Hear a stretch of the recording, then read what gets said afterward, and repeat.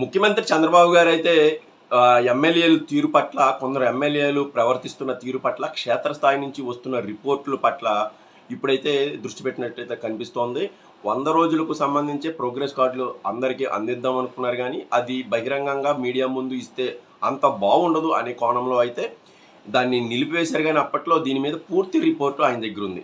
అసలు ఏం చేస్తున్నారు క్షేత్రస్థాయిలో ఎమ్మెల్యేలు, పరిస్థితి ఏంటి అనేదైతే చంద్రబాబు గారు ఈ పాటికే ఒక అవగాహనకు వచ్చారు. ఏ ఎమ్మెల్యే పరిస్థితి ఏంటి, అసలు క్షేత్రస్థాయిలో వాళ్ళు చేస్తున్న దందాలు కానీ, ఇతరత్ర అంశాలు కానీ ఎలా ఉన్నాయి, ప్రజలతో ఎలా మమేకం అవుతున్నారు, ప్రజల మెప్పు ఎలా పొందారు అనే విషయంలో అయితే పూర్తిస్థాయి ఇంటెలిజెన్స్ రిపోర్ట్ ఉంది. ఆయన దాన్ని ఆధారంగా కొన్ని సర్వే సంస్థలు, సెఫాలజిస్టులు చెప్పిన కొన్ని అంశాలను కూడా పరిగణలోకి తీసుకొని ఒక్కొక్క ఎమ్మెల్యేకి కౌన్సిలింగ్ ఇవ్వాలని అయితే భావిస్తున్నారు. ఒక్కొక్క ఎమ్మెల్యేకి ఇస్తారా, లేకపోతే ఒక జిల్లాల వారీగా ఒక యూనిట్గా తీసుకొని ఆ జిల్లా ఎమ్మెల్యేలకు చెప్పబోతున్నారు అనేది అయితే ఇంకా దీనికి సంబంధించి పూర్తి స్థాయిలో మనకు సమాచారం లేదు. కానీ ఎమ్మెల్యేలతో ప్రత్యేకంగా ముఖ్యమంత్రి చంద్రబాబు గారు ముఖ్యంగా ఆరోపణలు వచ్చిన ఎమ్మెల్యేలని ప్రత్యేకంగా పిలిచి తీరు మార్చుకోవాలని అయితే చెప్పే అవకాశం ఉంది. పూర్తి స్థాయిలో రాజకీయాలకు సంబంధించి ఇది కీలకమైన అడుగు.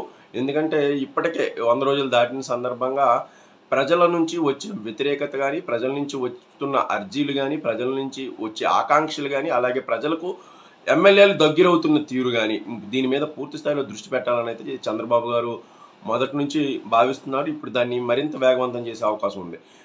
ఎన్నికలు కూడా చాలా త్వరగా వచ్చే అవకాశం ఉండడంతో ఎమ్మెల్యేల తీరు అలాగే కొందరు క్షేత్రస్థాయిలో ప్రజలతో మమేకమవుతున్న తీరు మీద కానీ చంద్రబాబు గారు అయితే కొంచెం సీరియస్గా ఉన్నట్లయితే తెలుస్తోంది. ఈ తీరు మార్చుకోవాలి.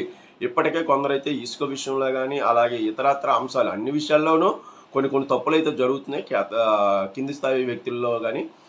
అలాగే కక్షపూరిత వాతావరణం కూడా ఎక్కువగా ఉంది. కక్షపూరిత వాతావరణం అంటే తెలియకుండానే ప్రతిదాడులు కాకుండానే గతంలో వైసీపీ వాళ్ళు పనిచేసిన కొన్ని పోస్టులను తొలగించడం, లేకపోతే వాళ్ళని వెంటనే పనుల నుంచి ఆపేయడం, కాంట్రాక్టు కార్మికుల్ని తొలగించడం వంటివి అయితే కింది స్థాయిలో జరుగుతున్నాయి. అలాగే జనసేన పార్టీతో సమన్వయం కూడా టీడీపీకి అంతంత మాత్రంగానే ఉంది కింది స్థాయిలో.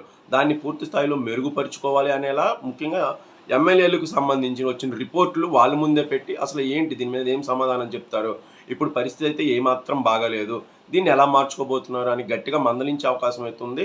కొందరు ఇప్పటికే తిరువూరు ఎమ్మెల్యే కొలికిపూడి లాంటి వాళ్ళని ఇప్పటికే కొంతమందిని అయితే గుర్తించారు.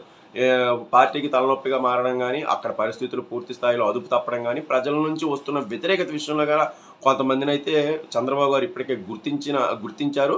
వాళ్ళకి సంబంధించి ప్రతి ఒక్కరితో మాట్లాడి వాళ్ళ తీరు మార్చుకునేలాగా ఎప్పటికప్పుడు సర్వేలు అలాగే ఇంటెలిజెన్స్ రిపోర్టులు తెప్పించుకునేలాగైతే ముందుకు వెళ్ళనున్నారు. అలాగే పూర్తి స్థాయి సంక్షేమం అభివృద్ధి కార్యక్రమాలకు సంబంధించి నిధుల కొరత లేదని చెప్తున్నారు.